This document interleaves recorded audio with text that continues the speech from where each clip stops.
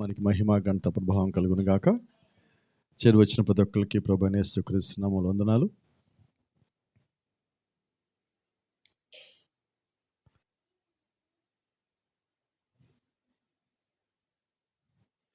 ఒకసారి అందరూ నిలబడి ఉండగా యెషయా గ్రంథం తెరుద్దాం. యెషయా గ్రంథము బుక్ ఆఫ్ ఐజయా చాప్టర్ 35. యెషయా గ్రంథము 35వ అధ్యాయము 3వ వచనం చదువుదాం. సడిలిన చేతులను బలపరచుడి, తొట్టిల్లు మోకాళ్ళను దృఢపరచుడి, తత్తరిల్లు హృదయములతో ఇట్లనుడి, భయపడక ధైర్యముగా ఉండుడి, ప్రతిదండన చేయుటకే మీ దేవుడు. Praise the lord. ప్రతిదండన దేవుడు చేయదగిన ప్రతీకారము. ఆయన చేయును, ఆయనే వచ్చి తానే మిమ్మల్ని రక్షించును. Praise the Lord. ఒకసారి 59వ అధ్యాయం కూడా తెరుద్దాం. ఒకసారి అదే పుస్తకంలో 59వ అధ్యాయము బుక్ ఆఫ్ ఐజయా 59 చాప్టర్ 17వ వచనం. నీతిని కవచముగా ధరించుకొనును, రక్షణను తల మీద శిరస్థానముగా ధరించుకొనును, ప్రతిదండనను వస్త్రముగా చేసుకొనును, ఆసక్తిని పై వస్త్రముగా ధరించుకొనును. వారి క్రియలను బట్టి ఆయన ప్రతిదండన చేయును, తన శత్రువులకు రౌద్రము చూపుచు తన విరోధులకు ప్రతీకారము చేయును, ద్వీపస్తులకు ప్రతీకారం చేయును. పడమటి దిక్కునున్నవారు యెహోవా నామమునకు భయపడుదురు, సూర్యోదయ దిక్కునున్నవారు ఆయన మహిమకు భయపడుదురు. యెహోవా పుట్టించు గాలికి కొట్టుకొని పోవు ప్రవాహ జలముల వలె ఆయన వచ్చును. Praise the Lord. సీయోను వద్దకు యాకోబులో తిరుగుబాటు చేయటం మాని మళ్ళుకొలని వారి వద్దకు విమోచకుడు వచ్చును. ఇదే యెహోవా వాక్కు. నేను వారితో చేయి నిబంధన ఇది, నీ మీదున్న నా ఆత్మయు నేను నీ నోట నుంచిన మాటలను నీ నోట నుండి, నీ పిల్లల నోట నుండి, నీ పిల్లల పిల్లల నోట నుండి ఈ కాలం మొదలుకొని ఎల్లప్పుడూ తొలగిపోవు అని యెహోవా సెలవిచ్చుచున్నాడు. ఆమేన్. ప్రార్థన చేసుకుందాం. పరిశుద్ధుడా, జీవముగల దేవా, జీవాధిపతి నాయన, ఉదయకాల సమయంలో మరోసారి వినయంగా మేమందరం తలలు వంచి ప్రార్థన ద్వారా నీ యొక్క వాక్యం కిందకి చేరి ప్రార్థిస్తూ ఉండగా ప్రభువా సహాయం దయచేయండి, కృప చూపించండి. చెప్పబడిన వాక్యంలో నుంచి నాయన నాతోను మాతోను సూటిగా తేటగా స్పష్టంగా మాట్లాడి మీరే మా మధ్యలో మహిమను పొందమని ఘనత ప్రభావాలు మీ పేరిట ఆరోపిస్తూ ప్రభువైన యేసుక్రీస్తు నీ నామములో ప్రార్థిస్తూ ఉన్నాం. ఆమేన్. God bless you.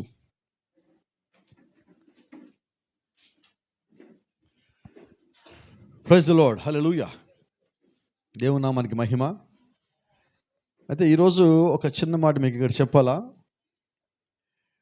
వాస్తవంగా ఇంగ్లీష్లో 59వ అధ్యాయం 19వ వచనంలో ఉన్న మాట మరి తెలుగులో స్పష్టంగా లేదు. ఇక్కడ 59వ అధ్యాయంలో 19వ వచనంలో ఒక మాట ఉన్నది. పడమటి దిక్కున ఉన్నవారు యెహోవా నామమునకు భయపడుదురు, సూర్యోదయ దిక్కున ఉన్నవారు ఆయన మహిమకు భయపడుదురు. యెహోవా పుట్టించు గాలికి కొట్టుకొని పోవు ప్రవాహ జలములలే ఆయన వచ్చును. అయితే ఇంగ్లీష్ అది డిఫరెంట్గా ఉన్నది.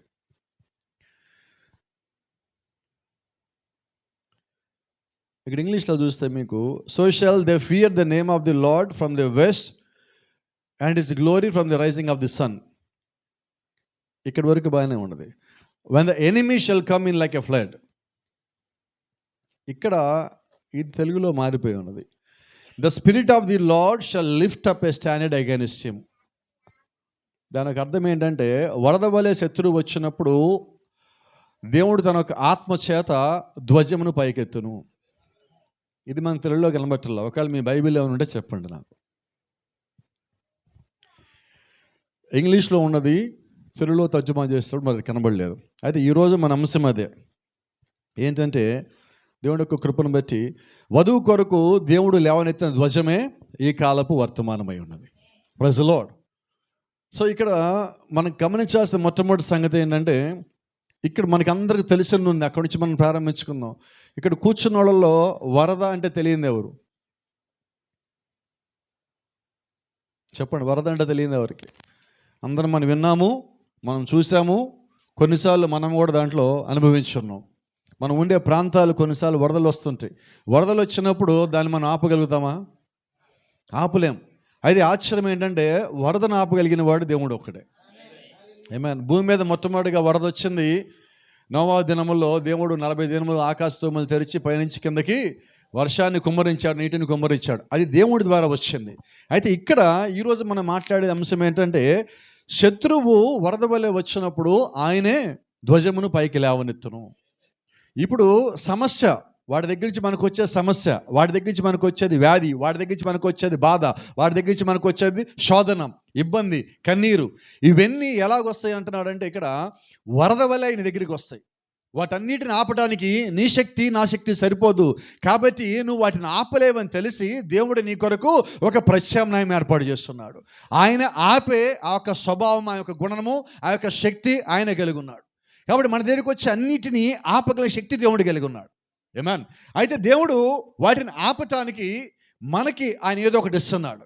మనలో దేవుడు ఒకటి పెడతా ఉన్నాడు. ఆ ఒక్కటి ఏంటనేది మనకు తెలిసినప్పుడు మనము దాన్ని ఆపగలుగుతాం. మనంతట కాదు, దేవుడి కృపను బట్టి. Praise the Lord. అది గమనిద్దాం. మొట్టమొదటి కొన్ని సంగతులు మనం మాట్లాడుకుందాం. ఇక్కడ ఒక సంగతి, ఒక వర్తమానంలో the greatest battle ever fought, మనకున్న పోరాటం అన్నిటికీ గొప్ప పోరాటం అన్న వర్తమానంలో గాడ్స్ ఆర్మీ, దేవుడి యొక్క సైన్యము, క్లోజ్ అప్ యువర్ మైండ్. ఇక్కడ మీ ఆలోచనలను నియంత్రించుకోండి. ఎవరికి చెప్తున్నానంటే ఈ మాట? దేవుని సైన్యానికి. ఇంకొంచెం ముందుకు వెళ్దాం. Don't stop for a minute. మనం యుద్ధ భూమిలోకి వచ్చిన తర్వాత, యుద్ధం చేయడానికి వచ్చినప్పుడు ఒక్క నిమిషం కానీ మనం ఆ యుద్ధం ఆపేస్తే ఏమవుతుంది చెప్పండి ఒకసారి అంతా? చచ్చిపోతామా? మరణిస్తామా? చచ్చిపోతామా? చచ్చిపోతామండి. రెండింటికి తేడా తెలియాలి. సహజంగా పోయేది మరణం, అకస్మాత్తుగా జరిగేది చచ్చిపోవటం. ఇప్పుడు మనం ఏమవుతాం యుద్ధం ఆపేస్తే? చెప్పనా? ప్రార్థన ఆపేస్తే, వాక్యం ఏంటో ఆపేస్తే, కోపడం మాకండి, చర్చికి రావడం ఆపేస్తే, అన్నీ అయ్యే. ఎటు పోయినా కూడా అదే మొత్తానికి. అయితే ఈరోజు మనం చేయాల్సింది ఏంటంటే, దేవుని యొక్క సైన్యంలో మనం ఉన్నట్లయితే, దేవుని యొక్క కుమారులు కుమార్తెగా మనం ఉన్నట్లయితే, మనం ఒక్క నిమిషము కూడా అపవాదికి ఛాన్స్ ఇవ్వద్దు. దేవుని ఒక వర్తమానం చెప్తా ఉండదు మనతో ఈ పూట. నువ్వు ఒక్క నిమిషము రిలాక్స్ అయినా కూడా అపవాది మీద దాడి చేస్తాడు. నిజమైన మాట. ఇప్పుడు ఇలా చెప్తా, ఒక్కరోజే కదా ఆరాధన పోతే ఏమైంది? దాని అర్థం ఏంటి తెలుసా? ఆల్రెడీ అపవాది నీ మీద దాడి చేశాడని. అంతేనా? ఒక్క పూటే కదా, ఒక్కసారి కదా ప్రార్థన చేయకపోతే ఏమవుతుందిలే, ఈ కాసేపే కదా అని నువ్వు అనుకుంటావు. చూసావా? ఆ కొద్ది సమయం చాలు అపవాది నీ మీద దాడి చేయటానికి. కాబట్టి నిజంగా దేవుడు కుమారుడు కుమార్తె అనేవాడు యుద్ధ రంగంలో ఉన్న దేవుని యొక్క సైన్యం వంటివాడు. యుద్ధ రంగంలో ఉన్న దేవుని యొక్క సైన్యం ఎప్పుడైనా యుద్ధం చేయటం ఆపేస్తే ఏమవుతుందంటే, ఇప్పుడే మనం విన్నాం, చనిపోతాము. కాబట్టి దేవుని యొక్క కుమారులు కుమార్తెలు ప్రార్థన చేయటం ఆపేస్తే, దేవుని యందు విశ్వాసం ఉంచడం ఆపేసి, ఒక్క నిమిషమే కదా నేను లోకాన్ని చూస్తాను, ఒక్క నిమిషమే కదా తప్పు పని చేసి వస్తాను, కాసేపే కదా సరదాగా మాట్లాడితే ఏమైందిలే అని చిన్నగా తీసుకుని నిర్ణయాలు ఏవైతే ఉన్నాయో అవి దృష్టికి చిన్నవి, అల్పమైనవి, పెద్ద లెక్కలోకి రానివిగా ఉన్నాయి. కానీ అపవాదికి అవే నీ లోపల అడ్డానికి గేట్లై ఉన్నాయి. All the 5 senses are the gates for Lucifer to come into your body. నీ యొక్క శరీరంలోకి రావటానికి అపవాదికి ఈ 5 గేట్లై ఉన్నాయి. ఇప్పుడు ఈ గేట్లు మనమే తెరిచామని పిలిచినట్టు. ఎప్పుడు? నువ్వు వాక్యంలో లేనప్పుడు. ఈ 5 అపవాది వాడుకున్నాడంటే అర్థం ఏంటంటే, నేను వాక్యం నుంచి తొలగిపోయాను అని, నేను క్రమం నుంచి తొలగిపోయానని. ఎప్పుడైతే నువ్వు దాని నుంచి తొలగిపోయావో వాడికి నేను పట్టుకోవడం ఈజీయా కష్టమా? వాడు అప్పటికే వచ్చేసాడని వాడికి మనం అటువంటి అవకాశం ఇస్తున్నామండి. కాబట్టి నిజంగా మనం దేవుని కుమారులం అయి ఉంటే, నిజంగా మనము దేవుని యొక్క సైన్యంలో ఒకళ్ళముగా అయి ఉంటే, నీ పోరాటము నీ ప్రాణం పోయేదాకా జరగాలి. నీ పోరాటము క్రీస్తు రాకడ వరకు జరగాలి. ఒకరోజు పోరాటం కాదండి. నేను ఆదివారం మంచి పోరాటం పోరాడా అంటారు చాలామంది క్రైస్తవులు. నీ పోరాటం ఆదివారంగా పరిమితమా? లోకస్తులు కూడా చేస్తారని క్రిస్మస్. వాళ్ళకి మనకి తేడా ఏంటంటే, వర్తమానంలో ఉన్న వాళ్ళకి మనకి తేడా ఏంటంటే, నువ్వు చర్చిలో ఉన్నా, నువ్వు బయట ఉన్నా, నువ్వు ఇంట్లో ఉన్నా, ఎక్కడున్నా, నువ్వు ఏ పని చేస్తున్నా కూడా నీ పోరాటం నువ్వు చేయాల్సిందే. మనం బ్రతకడానికి పోరాటం చేస్తున్నాం. ఇదేంటంటే ఇది గొప్ప పోరాటం. పైకి కనబడని పోరాటం లోపల మనం చేస్తున్నాం. దేని నిమిత్తం అంటే వాక్యము నిమిత్తము, నీ యొక్క ఆత్మ నిమిత్తము. దేవుడు నీకు ఇచ్చిన నీ యొక్క ఆత్మని దేవుడికి తిరిగి అప్పచెప్పేంత వరకు నీవు ఈ పోరాటం చేస్తూనే ఉండాలి. కాబట్టి వర్తమానికుడు అంటాడు, don't stop for a minute to think of anything. ఏదో ఒకటి ఆలోచించడానికి నువ్వు ఒక్క నిమిషము కూడా విరామం తీసుకోవద్దు. ఒక్క నిమిషం కూడా. అంటే ఒక్కసారి మనము దేవుడు ఆలోచించి పక్కకు తొలగిపోతే ఎక్కడికి వెళ్తాం? మీకు అందరికీ బాగా తెలిసిన సంగతి జ్ఞాపకం చేస్తా. ఒకసారి తెల్లవారుజామున యేసుక్రీస్తు నీళ్ళ మీద నడుచుకుంటూ వస్తుంటే ఇటు పక్కన పడవలో ఉన్నారు అందరూ. శిష్యులు చూసి ఆయన చూసి భూతమని భయపడితే యేసుక్రీస్తు అన్నారు, భూతం కాదు, భయపడకుడి, ఇది నేనే అన్నాడు. అప్పుడు పేతురు అన్నాడు, ప్రభువా నిజంగా నీళ్ళ మీద వచ్చా నువ్వైతే నన్ను కూడా నడవచ్చా, నేను కూడా నడవమంటావా అని అడిగాడు. నడువు నువ్వు కూడా, ఏం పర్వాలేదు అన్నాడు. పేతురు నీళ్ళలోంచి కాలు పెట్టినప్పుడు నీళ్ళ మీద నిలబడ్డాడు, కాలు కింద దిగిపోవటంలా. అయితే ఆశ్చర్యం ఏంటంటే క్రీస్తుని చూస్తున్నంతసేపు పేతురు మునిగిపోలేదండి. ఒక్క క్షణమే ఇటు పక్కన అలా ఎలాగ వస్తుందో చూద్దాం ఇటు తిరిగాడు, మునిగిపోయాడు. అర్థమవుతుందా? అంటే నువ్వు ఒక్క క్షణము క్రీస్తులోంచి పక్కకి తొలగిపోతే, ఒక్క నిమిషము నువ్వు వేరేది ఆలోచన చేస్తే, ఒక్క దినము నేను ఆరాధన రాకుండా ఆగిపోతే అపవాదిని పట్టుకోవడం ఎంత ఈజీ. అయితే నువ్వు ఎక్కడ నడుస్తున్నావు? క్రీస్తుని చూస్తూ నడుస్తున్నసేపు అని నేనేమి చేయలేడు.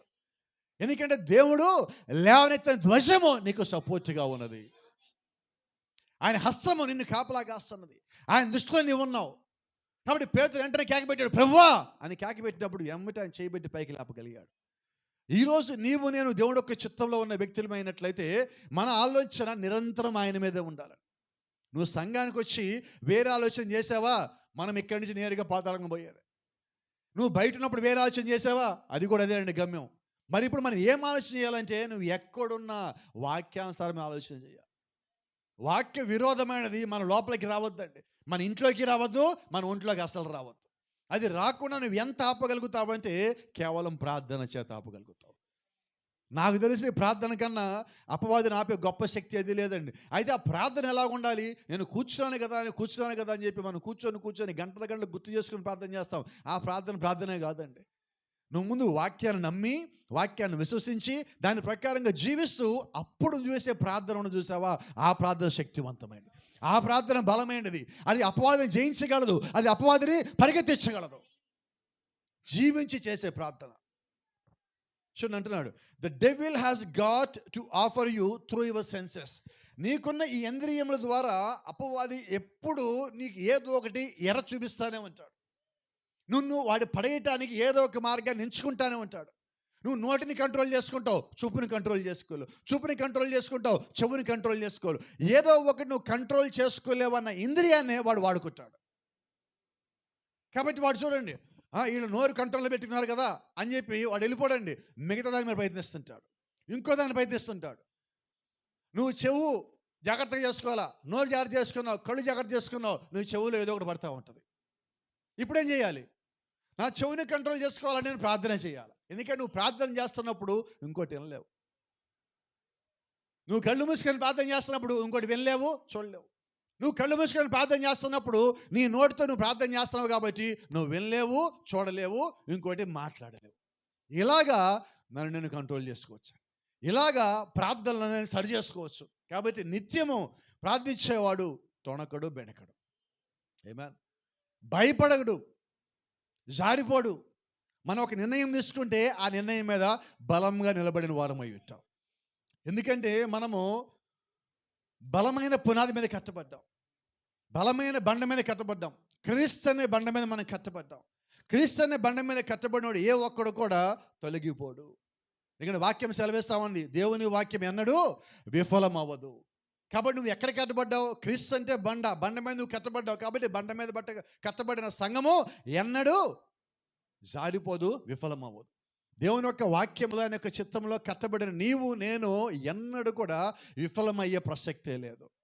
కారణం ఏంటి? ఆయన యొక్క చిత్తము, ఆయన యొక్క ఆలోచనలోనే దేవుడు మొత్తం జరిగిస్తా ఉన్నాడు. Praise the Lord. రెండో సంగతి, దీస్ టూ గ్రేట్ ఆర్మీస్. ఈరోజు భూమి మీద రెండు సైన్యాలు ఉన్నాయి. ఒకటి దేవుని సైన్యము, రెండు అపవాది సైన్యము. When the enemy comes in like a flood, as is coming today, వాడు ఆ రోజు ఎలాగొచ్చాడో ఈ రోజు అలాగే వస్తున్నాడు. వాడు రావటం ఎలాగొస్తాడంటే ఒక్కొక్కటిగా నీ దగ్గరికి రాడండి, వాడు ఒకేసారి వస్తాడు. వాడు వచ్చి ఏం చేస్తాడంటే ఉక్కిరి బిక్కిరి చేస్తాడు. మీరు మొన్న కేరళలో చూస్తుంటారు వరద ఎలాగొచ్చిందో. కొండచెల్లి పైనుంచి ఇరిగిపోయి వరద ఎలాగొచ్చిందంటే తెల్లవారుజామున వచ్చింది. ఎవరికి ఏం జరిగిందో తెలియలా. విజయవాడ ఎలాగొచ్చింది వరద? తెల్లవారుజామున వచ్చింది. పొద్దున్న లేచేపాటికి ఒక అంతస్తు మునిగిపోయింది. ఏంటి పరిస్థితి? అంటే ఎక్కడెక్కడి మొత్తం కలుపుకొని వచ్చేదాన్ని వరద అంటాం. అపవాది కూడా మన జీవితంలో ఎక్కడెక్కడైతే లోపాలు ఉన్నాయో, లొసుగులు ఉన్నాయో వాటన్నిటిని తీసుకొని ఒకేసారి దాడి చేస్తాడు. నీకు ఊపిరి తీసుకోవడానికి సమయం ఉండదు, ఆలోచనకి సమయం ఉండదు, తేరుకోవడానికి సమయం ఉండదు, నిర్ణయం తీసుకోవడానికి కూడా సమయం ఉండదు. అయితే జ్ఞాపకం పెట్టుకో, నువ్వు దేవుడి చిత్తంలో ఉన్న వ్యక్తివి అయితే వాటన్నిటిని దేవుడు ఒక్క చేతితో ఆపగలడు. ఆమేన్. సమస్య ఎంత పెద్దది, ఈ వరద ఎంత పెద్ద ఆలోచించొద్దు. లేఖనం అంటా ఉన్నది, what did God say he will do. ఇటువంటి సమస్య వచ్చినప్పుడు, వాడు శత్రువు వరద వల్ల మీదకి వచ్చినప్పుడు దేవుని ఒక వాక్యం ఏమంటుందంటే, the Spirit of God would rise up a standard against him. వాడికి వ్యతిరేకంగా దేవుడు తన ధ్వజమును లేవనెత్తును. ఆ ధ్వజం అంటే దుర్గం అండి, దుర్గం అంటే కేడం అండి. లేదంటే మన భాషలో ఒక పెద్ద గోడ అనుకుందాం. అవునా? ప్రజలో మీకు అందరూ తెలుసు, గుంటూరు విజయవాడ పోయి వస్తూ ఉంటాం మనం. విజయవాడ అవతలకి వెళ్ళేటప్పుడు ఆ కృష్ణలంక దగ్గర వారధి యొక్క ముగింపు దగ్గర మీకు పెద్ద గోడ కనిపిస్తూ ఉంటుంది, ఇటు సైడ్ వేస్తాడు. చూసారు ఎప్పుడన్నా? అంతకుముందు ఉంది ఆ గోడ, ఇప్పుడుంది గోడ. ఇప్పుడు ఈ గోడ కట్టాక అవతల వాళ్ళు మునిగారు ఎప్పుడన్నా? అంటే ఇప్పుడు ఆ గోడ ఏంటి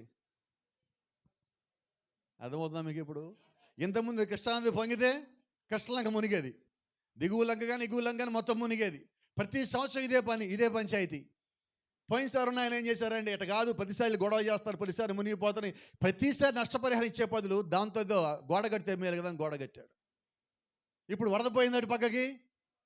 ఇప్పుడు దేవుడు కూడా ఏం చేశారంటే, ప్రతిసారి మనం ప్రార్థన చేసే బదులు ఆయనే ఒక ధ్వజం లేవనెత్తాడు. ఆ ధ్వజమే ఈ కాలపు వర్తమానమై ఉన్నది. ఆ ధ్వజమే దేవుని యొక్క వాక్యం అయి ఉన్నది. ఆ ధ్వజమే నీకు ఇచ్చిన ప్రార్థన అయి ఉన్నది. ఆ ధ్వజమే దేవుని యొక్క పరిపూర్ణమైన వాక్యం అయి ఉన్నది. ఆ ధ్వజమే దేవుడు ఇచ్చిన పరిశుద్ధాత్మ శక్తి అయి ఉన్నది. నువ్వు ఒక్కసారి దాన్ని పొందుకుంటే దాన్ని నువ్వు ఆపగలుగుతావు. అటువంటి దాన్ని ఇప్పుడు దేవుడు మనకి ఇచ్చున్నాడు. దాన్ని మనం వాడదామండి. Praise the Lord. ఆమేన్. దేవుని యొక్క సన్నిధిలో నీవు నేను ఒక్కడై ఉంటే మొట్టమొదట మనం ఏం కలిగి ఉండాలంటే ఒక సిద్ధపాటుని కలిగి ఉండాలి. అవునా? వాక్యం సెలవిస్తా ఉంది, ఇజ్రాయెల్ అండ్ ద చర్చ్, సంఘము మరియు ఇజ్రాయెల్ అన్న వర్తమానంలో ఎలా ఉంది. No wonder Christianity cannot even lift up a standard. It's because not because Christ is not able, but because the people don't do it. ఇక్కడ సమస్య ఏంటంటే, దేవుడు ధ్వజము లేవనెత్తగా సమర్థుడై ఉన్నాడు, అయినా కూడా మన జీవితాల్లో ధ్వజాలు కనబట్టల్లా. కారణం ఏంటి? క్రీస్తు సమర్థుడు గాడా? ఆయన సమర్థుడే. అయితే ఆయన సమర్థుడైన వాక్యం ఇచ్చాడు, సమర్థుడైన వర్తమానం ఇచ్చాడు, సమర్థుడైన పరిశుద్ధాత్మని ఇచ్చాడు, అన్నీ ఇచ్చాడు. అవి తీసుకోవడానికి ప్రజలు సిద్ధంగా లేరు. అంతేనా? ఇప్పుడు చర్చిలో ఎంతమంది ఉన్నారు? అక్కడ ఎంతమంది ఉన్నారండి? జాగ్రత్తగా చూడండి. ఎవరు లేరు. మన సిద్ధపాటు అది. ఎట్లా సిద్ధపాటు? చర్చి రెడీ, లోపల ఎక్విప్మెంట్ మొత్తం రెడీ. ఎవరు కావాలి? బిల్డింగ్ రెడీ అయితే ప్రయోజనం లేదండి. రెడీ అవ్వాల్సింది బిల్డింగ్ లోపల ఉండే విశ్వాస రెడీ అవ్వాలి. అంతేనా?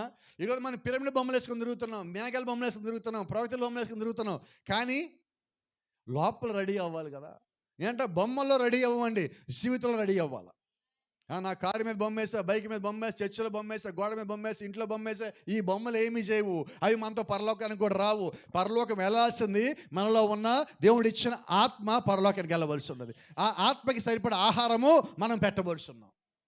ఆమేన్. కాబట్టి సిద్ధపాటు ఎవరికి? See, the message is ready, the power of God is sufficient. దేవుడు యొక్క శక్తి మనకి సరిపడినంత ఇచ్చాడు, ఆయన కృప సరిపడినంత ఇచ్చాడు. వర్తమానం రెడీయే, అన్నీ రెడీయే. ఏం రెడీ అవ్వాలా? బైబిల్లో ఒక మాట ఉన్నది, వధువు తనను తాను జాగ్రత్తగా చెప్పడం. చివరి 10 దినాలు ఉంది నాకు. సిద్ధపరచుకున్నది అంటే అర్థం ఏంటి? Braid make her self ready. వధువు తనను తాను సిద్ధం చేసుకున్నది. మరి మన సంగతి అండి, మనల్ని ఎవరు సిద్ధపరచాలా? కోపం రాదుగా, వస్తుంది ఇప్పుడు, వస్తుంది. చెప్తాను ఒక మాట, మనల్ని చర్చికి రమ్మని ఎవరు చెప్పాలా? చెప్పండి, త్వరగా చెప్పండి. మన పిల్లలకి ఎవరు చెప్పాలా? మన పిల్లలకి కూడా మనం చెప్పకూడదు, వాళ్ళకి తెలిసేలా చేయాలి. మన నిజమైన తండ్రి అయితే వాళ్ళకి తెలిసేలా చేయాలా, నిజమైన తల్లి అయితే వాళ్ళకి తెలిసేలా చేయాలా. ఎవరు సిద్ధపడాలా? ఎవరిని రెడీ చేయాలంటే మైకేల్ వయసు ఉన్న వాళ్ళు, అయితే జాష వయసు ఉన్న వాళ్ళు, అయితే నేహాన్ వయసు వాళ్ళు రెడీ చేయాలి. ఇంకొంచెం పెద్ద అయితే 8 ఏళ్ళు 10 ఏళ్ళు వచ్చాక ఇప్పుడు చెప్పండి, ఎవరు రెడీ చేయాలి? ఇప్పుడు 10 ఏళ్ళు రాని, 25 ఏళ్ళు రాని, 30 ఏళ్ళు రాని, మనమే రెడీ చేయాలి కదా. చర్చికి వెళ్ళాలి, లేగు, చర్చికి వెళ్ళాలి, లేగు, రెడీ అవ్వు. ఎలాగున్నామండి ఈరోజు? వర్తమానం రెడీ, వాక్యం రెడీ, దేవుడు రెడీ, పరిశుద్ధాత్మ రెడీ, అన్నీ రెడీ, విశ్వాసం రెడీ అవ్వట్ల. ఎలాగ మనం పరలోకానికి వెళ్ళిపోతాం? పేరు మాత్రం ఒకటి తెలుసుకున్నాం, వర్తమానం ఒక పేరు, పేరు ఇంకోటి ఉంది మనకి, ఎత్తపడతామన్న ఒక పేరు. ఇవన్నీ తగిలించుకుంటాం, బాగానే ఉన్నది, కానీ జీవిస్తున్నది ఎక్కడ? ఈరోజు దేవుడికి ఏం కావాలంటే జీవించేవారు కావాలి. నువ్వు ఎంత తిన్నావు కాదు, ఎంత జీవించావు దేవుడు అడుగుతున్నాడు. ఎంత జీవించడం అంటే మనం మాట్లాడే భాషలో ఎంత సిద్ధపాటు కలిగి ఉన్నావు. అపవాది వాడు వరద వలె వస్తాడని తెలుసు, వాడు ఈ కాలంలో బహుబలం కలిగి ఉన్నాడని తెలుసు. వాడిని తట్టుకోవటానికి నువ్వు చేసిన ఏర్పాటు ఏంటి? అదే సిద్ధపాటు. వాడిని ఎదుర్కోవటానికి నువ్వు కలిగి ఉన్న ప్రార్థనా శక్తి అంతా అదే సిద్ధపాటు. వాడిని ఎదుర్కోవటానికి నువ్వు తెలుసుకున్న దేవుని యొక్క వాక్యం యొక్క శక్తి అంతా అదే నువ్వు కలిగి ఉన్న సిద్ధపాటు. వాడు అన్నీ కలిగి ఉన్నాడు. నువ్వు కలిగిన దాన్ని కూడా ఓడించడానికి వాడు అవిశ్వాసం తీసుకొని వస్తున్నాడు. వాడు తీసుకొచ్చి అవిశ్వాసాన్ని జయించడానికి నువ్వు పరిపూర్ణంగా కలిగి ఉన్న విశ్వాసం ఎంత ఉన్నది? వాడి దగ్గర ఆయుధాలు మొత్తం ఉన్నాయి. బైబిల్ మనం చదివి ఉన్నాం. వాడు 4 గుర్రాల మీద వస్తున్నాడు.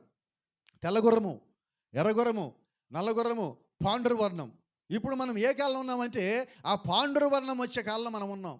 అంటే తెల్ల గుర్రం మీద వచ్చే శక్తి, నల్ల గుర్రం మీద వచ్చే శక్తి, ఎర్ర గుర్రం మీద వచ్చే శక్తి, ఆయుధాలు అన్నీ కలిపితే పాండురవర్ణం గుర్రం. ఇప్పుడు పాండురవర్ణ గుర్రం అంటే ఆ గుర్రం మీద వాడు ఉన్నాడంటే మొత్తం అన్ని శక్తులు వాడు కలిగి ఉన్నాడు. అంటే ఇప్పుడు వాడు పరిపూర్ణ బలవంతుడు.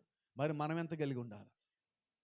దాన్ని ఎదుర్కోవడానికి దేవుడు కూడా ధ్వజాలు పైకి లేవనెత్తాడు, సింహాలు లేవనెత్తాడు, మనిషి ముఖాలు దూడలు లేవనెత్తాడు, మనిషి ముఖాలు లేవనెత్తాడు, ఎగురుచున్న పక్షాలను ఇచ్చాడు. ఆ శక్తులు మొత్తాన్ని దేవుడు కలిపిచ్చాడు. ఇప్పుడు మనం ఆ కలిపే శక్తిని తీసుకోవటమే మనం సిద్ధపడతాం. దేవుడు యొక్క ఆత్మను పొందుకోవటమే సిద్ధపడతాం. ఆ శక్తిని మనం పొందుకున్నప్పుడు అప్పుడు వాడిని మనం జయించగలం, వాడిని మనం పడగొట్టగలం, వాడిని మనము పరిగెత్తించగలం. Praise the lord.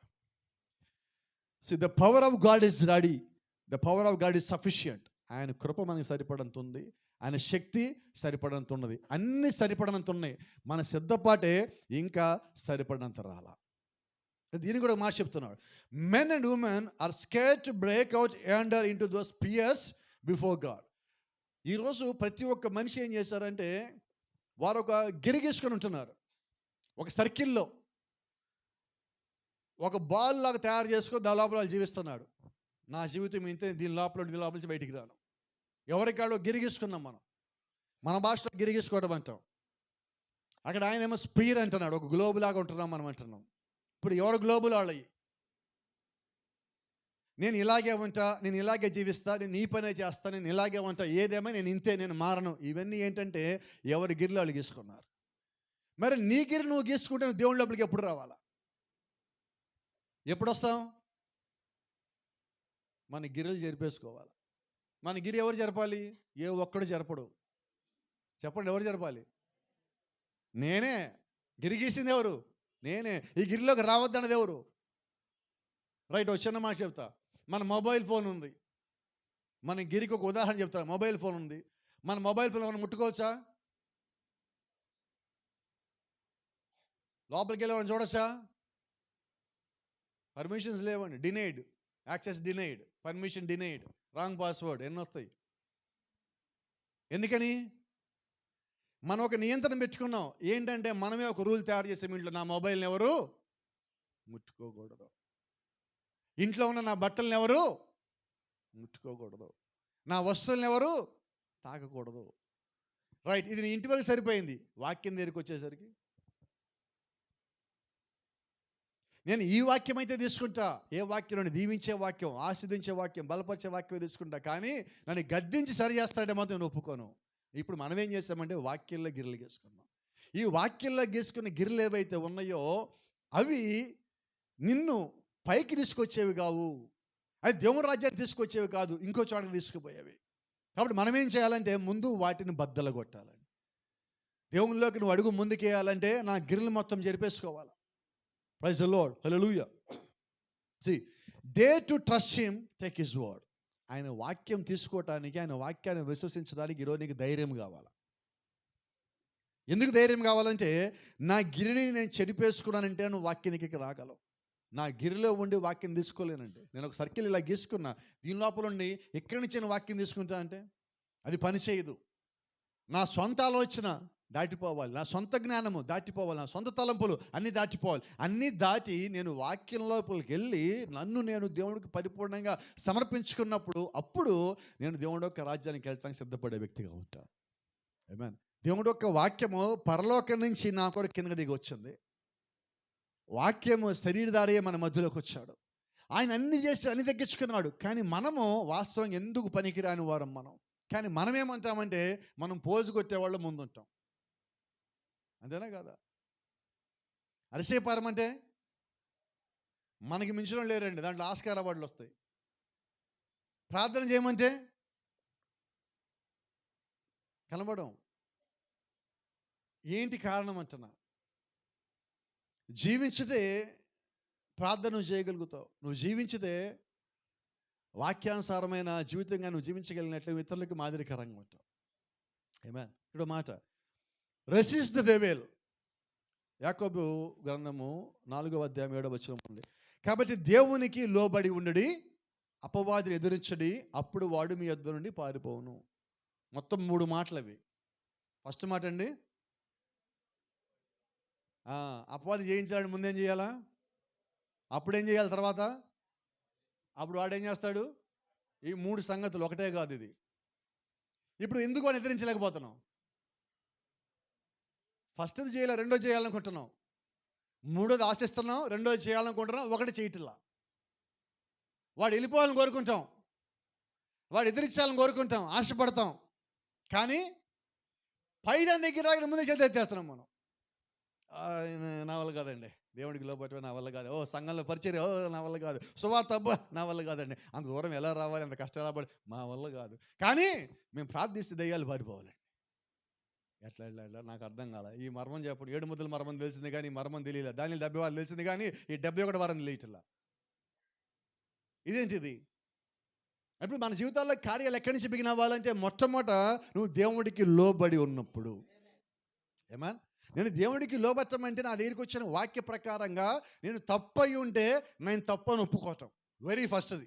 లోబట్టంలో మొదటి లక్ష్యం ఏంటంటే ఒప్పుకోవటం ముందు. రెండోది లోబట్టం అంటే ఒప్పుకోగానే లోబట్టం కాదండి, నేను తప్పు చేశా అనగానే ఒప్పుకోవటం కాదు. అది ఒప్పుకోవటం ఎప్పుడంటే నేను తప్పు చేశా మరలా చెయ్యను. ఏమేన్? నేను ప్రభు ఒప్పుకుంటున్నా, నేను దీని నుంచి బయటకు వస్తున్నా, దీని నుంచి తప్పుకుంటున్నా అని చెప్పటము అప్పుడు దేవుడికి లోబట్టం. ప్రభు నీ వాక్య ప్రకారం ఉండాలి అనగానే ఒప్పుకున్నట్టు కాదు. ఈరోజు చాలామంది చెప్తారు మేము కూడా నమ్ముతామండి యేసుక్రీస్తుని. మేము కూడా నమ్ముతాం ఏంటి? యేసుప్రభు కూడా ఒక దేవుడే, మేము నమ్ముతాం. ఇదేంటిది నమ్మటమా? అది మార్కెట్లోకి పోతే కూరగాయలు కాదండి, దేవుడు. ఆయన ఒక్కడే దేవుడే, నువ్వు నమ్మాలా, అంతటితో అయిపోలా. ప్రాఫెట్ ఒక మాట చెప్తున్నాడు, దెయ్యాలు కూడా నమ్ముతాయి ఆయన దేవుడు అని అన్నాడు. మరి దెయ్యాలకి మనకి తేడా ఏంటి? ఒకటే తేడా, దెయ్యాలు లోబడవు, దెయ్యాలు జీవించలేవు, మనము లోబడతాము, జీవిస్తాము. అంతే కదా? కాబట్టి ఇప్పుడు దెయ్యాలకి మనకి తేడా ఉందంటే ఒకటే, వాక్యానికి లోబడే గుణం. ఆ ఒక్క గుణం చేత దేవుడు మనల్ని కుమారులు అంటున్నాడు, ఆ ఒక్క గుణం చేత దేవుడు మనల్ని కుమార్తెలు అంటున్నాడు, ఆ ఒక్క గుణం చేత దేవుడు మనల్ని పరలోకాన్ని తీసుకెళ్ళ సిద్ధపడుతున్నాడు. కాబట్టి ఈరోజు సిద్ధపాటు ఎక్కడంటే మన లోపల. మన లోపల దేవుడు నీ కొరకు అన్ని ఏర్పాట్లు చేస్తున్నాడు. ఆయన నీ కొరకు చెయ్యింది ఏదీ లేదు. ఆయన అడుగుతుంది ఒక్కటే, లోబడి పరిపూర్ణంగా జీవించు. దానికి కూడా మనకి ధైర్యం సరిపోతుందా? అయితే ఇక్కడ ఇది కుటుంబంకి వ్యక్తిగతంగా వచ్చి రెసిస్ట్ ద డెవిల్, అపవాది ఎదిరించండి. How do you resist the devil? ఆయన ఒక క్వశ్చన్ అడుగుతున్నాడు, నువ్వు అపవాదిని ఎలాగ జయించగలవు? The same way our chief captain told us to do it. సైన్యములకి అధిపతి అయిన మన దేవుడు ఎలాగే చేశాడో నీవు అలాగే చేయాలా. ఆయన ఎలాగ చేశాడు? Take the word of God, దేవుని యొక్క వాక్యం తీసుకో, that's how you resist the devil. అలాగా నువ్వు దేవుని యొక్క వాక్యం చేత అపవాదిని ఎదిరించగలవు. అంటే ఇప్పుడు మనం ఎదిరించడానికి దేవుడు మనకి ఇచ్చిన ఆయుధము వాక్యం అనే ఖడ్గం ఇచ్చాడు. నువ్వు వాక్యంలాగా చూస్తే అది వాక్యంలాగా ఉంటుంది. నువ్వు అపవాదిని ఎదిరించేటప్పుడు అది ఖడ్గంలాగా కనిపిస్తుంది. వాడికి అది ఖడ్గము, నీ చేతుల్లో ఖడ్గం ఉంది, అది నువ్వు నమ్మాలి. అయితే ఖడ్గం నా దగ్గర ఉంది అని నమ్మటానికి ముందు నాకు విశ్వాసం కావాలి, నాకు నమ్మకం కావాలి, నాకు బలం కావాలి. నేను జీవించి ఉన్నట్లయితే ఆ ఖడ్గాన్ని బలంగా పట్టుకోగలను. ఇప్పుడు అత్యంత బలహీనుడికి మనం ఆ ఖడ్గం ఇచ్చాం, ఏం చేస్తాడు? వాడగలడా? చేత కాదు. ఎందుకని? దాన్ని ఎప్పుడు తిప్పుండలే ఒకసారి కూడా. మనం ఒకసారి కూడా ప్రార్థన చేస్తుండలా. ఇప్పుడు అలాగే చేయించాలి అపవాదిని. ఎప్పుడైనా మోకాలు నేల కానిచ్చామా? కోప్పడు మాకండి. ఎప్పుడు మోకాలు నేల కానిచ్చిన వాడు ఒకేసారి మోకాళ్ళు వేసి ప్రార్థన చేశాడు, ఎలాగుంటుంది? ఇద్దరు పైకి లేపాల. అంతేనా? దేనికి? అది సంగతి. మనకి అలవాటు లేని పనులు చేస్తే అంతే ఉంటుంది కదా. కాబట్టి నేనేమంటానంటే, నువ్వు డైలీ మోకాళ్ళ మీద ప్రార్థన చేసేవాడు అయితే ఈజీనా కదా? సరే, మీరు డైలీ చేస్తారో తెలియదు కానీ ఒక మాట చెప్తా. సంఘానికి రాగానే ప్రాఫెట్ చెప్పినట్టుగా బలిపీఠం దగ్గరికి వచ్చి కాసేపు మోకాళ్ళేసి మీకు చర్చిలోకి వెళ్ళాలి, మీ చైర్లోకి మీరు పోండి. ఎంత బాగుంది? బాగుంటుంది లేదా? చర్చిలో కొద్దిమంది చేస్తున్నారు, మీ అందరూ గమనిస్తున్నారు వాళ్ళని. రాగానే ముందు పనులన్నీ పక్కన పెట్టి చర్చి బలిపీఠం దగ్గర కూర్చొని వాళ్ళకి ఉన్న సమాధానము, ఒప్పుదలో, చేసిన తప్పు ఒప్పుకోవటమో, ప్రభా దీవించటం, ప్రభా నాతో మాట్లాడమంటమో, నాకున్న బలంగా తీసేయమంటమో, నాకు శక్తి ఇవ్వమంటమో, విశ్వాసం పెంచబడు, ఏదో వాళ్ళ దేవుడితో పెరుగులాడు అడిగి వాళ్ళు కూర్చుంటున్నారు. మనం కూడా అలా చేస్తే ఇక్కడ వారం వారం చర్చిలో మోకాళ్ళు వేసినాడు, రోజు ఇంట్లో మోకాళ్ళు వేయగలడు కదా. నీకు అక్కడ అలవాటు లేకపోతే ఇక్కడ అలవాటు చేసుకో, ఇంటికెళ్ళి అది అలవాటుగా మార్చుకో. ఖచ్చితంగా నువ్వైతే శక్తిని పొందుకుంటావంట. నువ్వు శక్తిని పొందుకోకుండా ఉంటే దేవుడు యొక్క సంఘంలో ఎలాగ ఉండగలవు? ప్రాఫెట్ ఒక మాట చెప్తున్నాడు. ఈసారి ప్రభు యేసుక్రీస్తు కిందకు వచ్చినప్పుడు ఆయన సంఘాన్ని తీసుకెళ్లేటప్పుడు ఆయన శక్తి లేని సంఘాన్ని వివాహం చేసుకోడు అన్నాడు. మరి ఎటువంటి సంఘాన్ని వివాహం చేసుకున్నాడంటే, శిరస్సు అనగా వాక్యము, శిరస్సు అనగా క్రీస్తు, శిరస్సు అనగా ఆత్మ. మరి ఆ ఆత్మ శిరస్సులో ఉన్నది, వాక్యము శిరస్సులో ఉన్నది, శక్తి శిరస్సులో ఉన్నది. మరి ఆ శక్తి కింద ఉన్న, ఆ శిరస్సు కింద ఉన్న సంఘము కూడా అదే రకంగా ఉండాలి కదా. అప్పుడే కదా వివాహం చేసుకునేది. మరి అటువంటి స్థితిలో ఉన్నప్పుడు ఇద్దరు ఒక్కటే ఉండాలి. వివాహం చేసుకోవాలంటే ఇద్దరిలో ఒకే రకమైన వాక్యం జీవించాలి కదా. అటువంటి వాక్యం నివసించినప్పుడు అప్పుడు ఆయన మనం ఒక్కటవుతాం. అప్పుడు ఆ శిరస్సుకి మనము అతకబడితే సరిపోతాం. అవునా? కోపడం మనకి అర్థం కోసం బాగా చెప్తున్నా. నల్లగా నేరేడిపోయిన రకల్లో ముఖం ఉందనుకుందాం. ఇప్పుడు బాడీ వచ్చి తెల్లగా సున్నం కొట్టినట్టుగా ఉందనుకో, ఎలా ఉంటుంది? మాట వరుసగా మాట్లాడుకుందామండి, బాగుంటుందా? లేదు, తెలుపు అమెరికా వాడి ముఖంలాగా ఉంది ముఖం, మాత్రం శరీరం అంతా మాత్రం మా ఊరిలో ఉన్నట్టుగా ఉన్నారు. ఇప్పుడు ఎలా ఉంటుంది? చూడగానే ఏమంటాం? ఇప్పుడు దేవుని యొక్క శిరస్సుకి మనము కూడా అతకబడితే అలాగే ఉంటాం కదా అంటున్నా.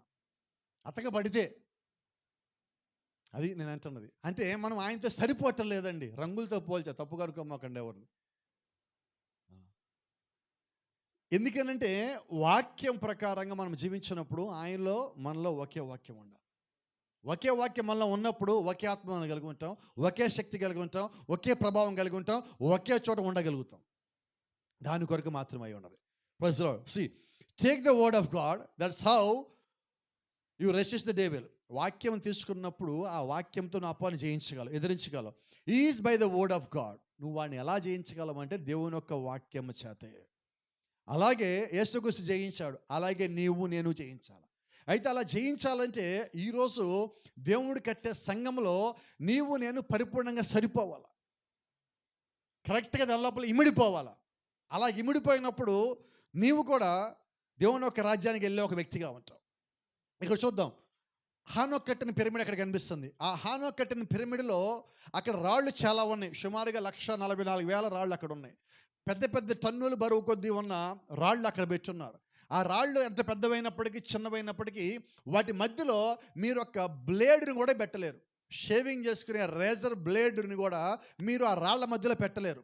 అంటే ఎంత పర్ఫెక్ట్గా దేవుడు ఒక మానవుని యొక్క నిర్మాణాన్ని కట్టించాడంటే, కట్టబోయే దేవుని యొక్క సంఘానికి సాదృశ్యంగా దేవుడు ఆ పిరమిడ్ని కట్టించాడు. ఆమేన్. ఆ పిరమిడ్కి పైన తలరాయి పెట్టలా, అలాగే ఇప్పుడు దేవుడు కట్టే ఈ పిరమిడ్లో కూడా పైన ఇంకా తలరాయి లేదు. ఏంటి ఆ తలరాయి అంటే పరిశుద్ధాత్మ అయి ఉన్నాడు. ఆ హానోకు పిరమిడ్లో పైన తలరాయి ఎందుకు పెట్టలేదంటే హానోకు మరణించాక పాతిపడ్డాక ఆ పైన తలరాయి పెట్టాలి. ఆ పైన దాని క్యాప్షన్ అంటాం, అది మూత పెట్టే రాయి ఉన్నది, అది పెట్టాలా. హానోకు మరణించలేదు కాబట్టి ఆ రాయి పెట్టాలా. ఇంకా ఈయన రాలేదు కాబట్టి పైన తలరాయి పెట్టాలా. Praise the Lord. దేవుని నామానికి మహిమ. సరే, ఆయన ఎప్పుడు వస్తాడు? ఆ తలరాయి ఎప్పుడు పెట్టాలి? ఈ కింద కట్టింది మొత్తం పరిపూర్ణం అయిపోయాక అప్పుడు పెట్టాలి. మరి ఇప్పుడు క్రీస్తు రెండో రాకడ ఎప్పుడు అంటే, ఇది మొత్తం పరిపూర్ణం అయిపోయిన తర్వాత దేవుడు అప్పుడు తలరాయిగా దిగి రావాలి. ఆయన తలరాయిగా వచ్చాడా మనం తీసుకొని పైకి వెళ్ళిపోవాలి.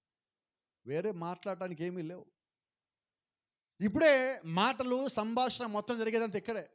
అది ఆశ్చర్యం ఏంటంటే, దేవుడు ఈ పిరమిడ్ కట్టం బిగించేసినప్పుడు మొట్టమొదటి ఏం పెట్టాడు పునాది పైన? విశ్వాసము. మనం ఇది పొందుకోకుండా ఇక్కడ రాగలమా? నువ్వు మధ్యలో ఈ పైనున్న 6 ఉన్నా ఇది లేకపోతే నిలబడలేవు. నాకు భక్తి ఉందండి, నేను ప్రార్థన చేస్తానండి, విశ్వాసం నేను దేవుడిని నమ్మను, భక్తి ఉంది, విశ్వాసం కూడా ఉంది, దేవుడిని నమ్మను, నేను క్రమంగా ఉండను. ఎట్లాగా అంటే ఇక్కడ గమనించాల్సింది ఏంటంటే, ఏదో ఒకటి ఉంటే సరిపోదు, అన్నీ ఉండాల్సిందే. అలాగే దేవుడి యొక్క వాక్యం కూడా సెలవిస్తూ ఉన్నది. ఈరోజు అనేక మంది అపవాదితో పోరాటం చేసి జయించలేకపోవడానికి కారణం ఏంటంటే, దేవుని యొక్క వాక్యం సెలవిస్తున్నది, you have to wear the full armour of God. నువ్వు దేవుడి యొక్క సర్వాంగ కవచం ధరించుకోవాలా.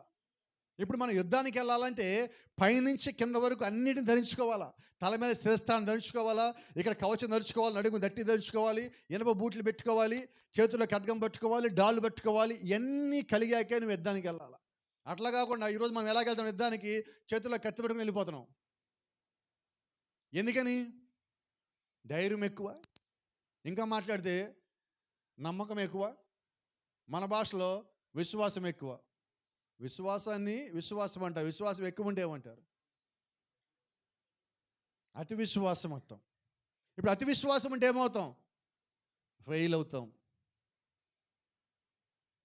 నేను అప్పుడప్పుడు కొద్దిమంది అడుగుతుంటా పరీక్షలు రాసేటప్పుడు, ఎన్ని వస్తాయి మార్కులు అంట. ఎవరో కాదు, మా సొంత తమ్ముడే ఉన్నాడు. ఎగ్జామ్కి వెళ్ళి రాగానే ప్రతిసారి అడిగేవాడిని నేను, ఎన్ని వస్తాయి అని. వాళ్ళకి వెయ్యాలి కాబట్టి తగ్గించగలి కాబట్టి తగ్గిస్తే ఒక అరమాకు తగ్గిస్తే 99 వస్తాయి అనేవాడు, 99.5 వస్తాయి అనేవాడు. వాడికి ఎప్పుడు 40 దాటలా. ఇదేంటిది అంటే వాళ్ళకి విశ్వాసం ఎట్లుంది? పక్కన చదువుకుంటే అబ్బా ఏం విశ్వాసం అనుకుంటాడు. మార్కులు వచ్చాక వీడిది కాన్ఫిడెన్స్ కాదు, మరో కాన్ఫిడెన్స్ అంటారు. ఏముండదు అక్కడ, ఫెయిల్యూర్లే. కాబట్టి మన జీవితంలో కూడా నువ్వు తగినంత విశ్వాసం ఉండాలి. అది విశ్వాసం ఎక్కువైపోకూడదు, తక్కువైపోకూడదు. ఎక్కువైతే అది పని చేయదు, తక్కువైతే ఉపయోగం లేదు. ఏం చేయాలంటే తగు మాత్రం ఉండాలి. తగు మాత్రం విశ్వాసం ఎప్పుడు నీకు ఉంటుందంటే, నిరంతరము ప్రార్థన చేసినప్పుడు. నీ గురించి నువ్వు గొప్పగా ఊహించుకోవు, నీ గురించి తక్కువగా ఊహించుకోవు, దీనత్వంలో నీవు ఉంటావు. కరెక్ట్గా మాట్లాడిన తెలిసిన పదం ఒకటి చెప్తాను. నిత్యము ప్రార్థించేవాడు గర్వపడడు.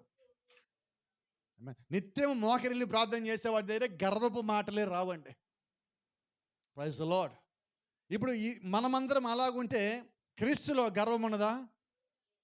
ఆయన దగ్గర పొగరున్నదా? గర్వం ఉన్నదా? అహంకారం ఉన్నదా? అసలు ఆయన లోకానికి వాటికి వేరే లోకానికి సంబంధమే లేదు, అంత దూరం ఉన్నది. కాబట్టి ఈరోజు మనం క్రీస్తులో ఉన్నామన్నట్లయితే మనలో క్రీస్తు కలిగిన గుణలక్షణములు మాత్రమే ఉండాలి. వేరేవి ఆయనలో లేని మనలో ఉండద్దు. ఆయనలో లేని గుణలక్షణములు అంటే ఈ భూమి మీద అపవాది నుంచి వచ్చినవి. వాడు ఏదో రకంగా మన లోపలికి వచ్చేసాడు, వచ్చి మనలో వాడి లక్షణాలను మనలో పెంపొందించుకుంటూ పోతున్నాడు. ఇప్పుడు మనం ప్రార్థించేవాడమైతే ఆ లక్షణాలు బయటికి పోతాయి, ఆ చెడ్డ లక్షణాలు బయటికి పోతాయి, అహంకారం బయటికి పోతుంది, పొగరు బయటికి పోతుంది, గర్వం బయటికి పోతుంది. మనలో చెడ్డ ఏదైతే ఉన్నాయో అది వాక్యం తీసేస్తుందట.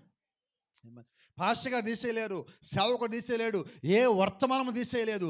తీసేసేది దేవుని యొక్క వాక్యము మాత్రమే. అది నువ్వు లోపడినప్పుడే దేవుడు ఆ కార్యం చేయగలడు. నేను లోపడకపోతే, నేను రైటే ఉన్నాను అనుకుంటే, నేను ఎప్పుడు చెప్తా ఉంటా, లోపలికి వచ్చేటప్పుడు మనం పచ్చ కళ్ళద్దాలు పెట్టుకొని వచ్చాం, అందరిలాగా ఉంటారు. పోనీ బయటికి వెళ్ళి మళ్ళీ వస్తా ఎర్ర పెట్టుకొని వద్దాం, సమస్య ఎక్కడుంది? అది సంగతి. అంటే ఈరోజు నా మైండ్ సెట్ ఎలాగ ఉండదో నాకు అన్నీ అలాగ కనిపిస్తాయి. నాకు ఒకడు మంచోడని కనిపించింది, అందరూ చెడ్డోళ్ళు అనుకో లోపలికి వచ్చి ఇప్పుడు నేను ఎవరు చూసి చెడ్డోళ్ళు ఎంతో చెడ్డోళ్ళే అనుకుంటాను లోపల. పైకి అంటే ఇప్పుడు నాకు ఎవరిలో మంచి కనబట్టల్లా. కాబట్టి మొత్తం ఎక్కడుందంటే ఇదిగో లోపల దీని లోపల ఉందంతా. ఇది ఖాళీ చేసుకోండి, ఇది వాక్యంతో ఫుల్ చేసుకోండి. ఈ 2 పనులు మనం చేయాలా. ఇది నువ్వు వాక్యమును ఎంత ఫుల్ చేసుకున్నా ఇక్కడ ఖాళీ కాకపోతే ప్రయోజనం లేదు. నీ మైండ్ ఖాళీగా ఉండాలి. అదే అంటున్నా, నువ్వు దేవుని యొక్క వాక్యానికి సరెండర్ అవ్వాలి. అలా సరెండర్ అయినప్పుడు ఇప్పుడు దేవుడి కడుతున్న ఈ కళాఖండంలో నీవు నేను భాగమై ఉంటాం. భాగమై ఆల్రెడీ ఉన్నాం. మనం అలా ఉంటేనే మనం సరి చేసుకోగలమండి. దేవుని యొక్క చిత్తంలో ఉన్నవాడు ఎప్పటికైనా సరి చేయబడతాడు. దేవుడి యొక్క చిత్తంలో ఉన్నవాడు ఎప్పటికైనా దేవుడి యొక్క వాక్యం చేత సరిచేయబడకుండా వాడు శ్వాస ఆగిపోదు. దేవుడి యొక్క చిత్తంలో లేనివాడు నువ్వు ఏం చేసినా నువ్వేమీ చేయలేవు, వాడిని మార్చలేవు. కారణం ఏంటంటే దేవుడి చిత్తంలో ఏది ఉంటే అదే మన జీవితంలో ఎవరి జీవితంలో జరగాల. Praise the Lord. కొంచెం ముందుకు వెళ్తున్నాం. See, when the enemy comes in like a flood, he rises a standard against it. అపవాది వరద వలె వచ్చినప్పుడు దేవుడు యొక్క ధ్వజం పైకి లేవనెత్తును. గమనించండి. In Eden he gave them the word for their armour. ఏదెను తోటలో, ఆది కాండంలో ఏదెను తోటలో దేవుడు ఆదాము అవ్వలకి వాక్యం అనే సర్వాంగ కవచం ఇచ్చాడు. ఇప్పుడు వారేం చేయాలంటే ఆ సర్వాంగ కవచం ధరించుకోవాలి. వాళ్ళకి ఇచ్చే సర్వాంగ కవచం ఏంటంటే స్పోకెన్ వర్డ్, పలకబడిన మాట. పలకబడిన మాట వాళ్ళకి ఇప్పుడు సర్వాంగ కవచమై ఉన్నది. వారు ఒంటి మీద వస్త్రములు లేవు, కానీ వాక్యం అనే సర్వాంగ కవచం వాళ్ళు కలిగి ఉన్నారు.